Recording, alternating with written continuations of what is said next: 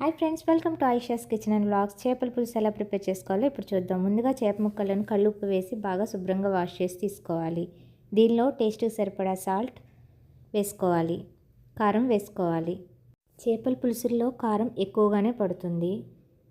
ఇప్పుడు 1/2 table spoon పసుపు వేసుకోవాలి.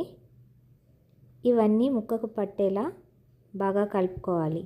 ఇప్పుడు ఒక పెద్ద సైజు ఉల్లిపాయను ముక్కలుగా కట్ చేసుకోవాలి. ఒక మిక్సీ జార్లో వేసుకొని మెత్తగా గ్రైండ్ చేసి దాన్ని ఒక బౌల్లో తీసుకొని పక్కన పెట్టుకోవాలి. ఇప్పుడు పెద్ద నిమ్మకాయ సైజు చింతపండును తీసుకొని ఒక బౌల్లో వేసి వాటర్ వేసి నానబెట్టి పక్కన పెట్టుకోవాలి. ఇప్పుడు స్టవ్ ఆన్ చేసుకొని దానిపై కడాయి పెట్టుకొని 4 టేబుల్ స్పూన్స్ పల్లీల నూనె వేసుకోవాలి. దీనికి బదులుగా నువ్వుల నూనె కూడా మనం యూజ్ చేసుకోవచ్చు. ఇది కూరకు మంచి టేస్ట్ని ఇస్తుంది. దానిలో ముందుగా గ్రైండ్ చేసి పెట్టుకున్న ఉల్లిపాయ పేస్ట్ని వేసి బాగా ఫ్రై చేసుకోవాలి. దీనిలో 4 పచ్చిమిర్చిని కట్ చేసుకుని వేసుకోవాలి.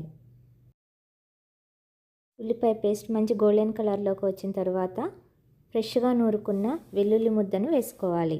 ఇది పచ్చివాసన పోయేంత వరకు బాగా ఫ్రై చేసుకోవాలి. ఇది బాగా ఫ్రై అయ్యాక ఉప్పు, కారం, పసుపు పట్టించిన చేప ముక్కలను దీనిలో వేసుకోవాలి.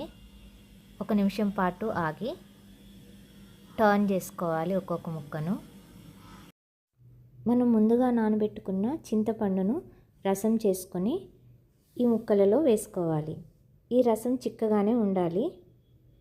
ఇప్పుడు దీనిలో వేసుకొని కొద్దిగా వాటర్ వేసుకోవాలి. ఇప్పుడు దీనిపై మనం మూత పెట్టుకొని స్టవ్ ఫ్లేమ్ సిమ్లో పెట్టుకొని కుక్ చేసుకోవాలి. 10 మినిట్స్ తర్వాత ఈ విధంగా కుక్ అవుతుంది. ఇప్పుడు దీనిలో 1/2 టేబుల్ స్పూన్ జీలకర్ర పొడి, 1 టేబుల్ స్పూన్ ధనియాల పొడి వేసుకోవాలి. దీనిపై మూత పెట్టుకుని 5 మినిట్స్ కుక్ చేసుకోవాలి. కొద్దిగా కొత్తిమీర, ఒక వంకాయని తీసుకుని నేను చూపిస్తున్న విధంగా ముక్కలుగా కట్ చేసుకుని ఈ పులుసులో వేసుకోవాలి. దీనిపై మూత పెట్టి స్టవ్ ఫ్లేమ్ మీడియంలో పెట్టుకొని ఒక 5 మినిట్స్ వరకు మనం కుక్ చేసుకోవాలి.